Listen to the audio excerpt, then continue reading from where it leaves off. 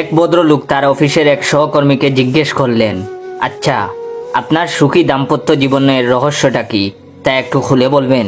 জবাবে সহকর্মী বললেন, সংসারের সব বড় বড় বিষয়গুলো আমি দেখি, আর ছোটখাটো ব্যাপারে সিদ্ধান্ত নেয় আমার স্ত্রী। আমরা কেউ কারো সিদ্ধান্তের হস্তক্ষেপ করি না। একথা শুনে ভদ্রলোক কৌতূহলী হয়ে বললেন, আমি আপনার কথা ঠিক বুঝতে পারছি না, দয়া করে কয়েকটা উদাহরণ দিয়ে বুঝিয়ে বলবেন।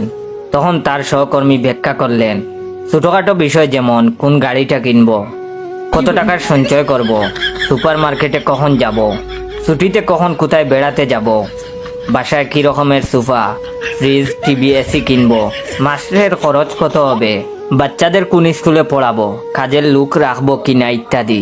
ছোটখাটো ব্যাপারে আমার স্ত্রী সিদ্ধান্ত নেন। আমি এসব তুচ্ছ ব্যাপারে নাক গলাই না, শুধু আমার সমর্থন জানিয়ে দেই। ভদ্রলোক অবাক দৃষ্টিতে বললেন, তাহলে সংসারে আপনার ভূমিকাটা আসলে কি?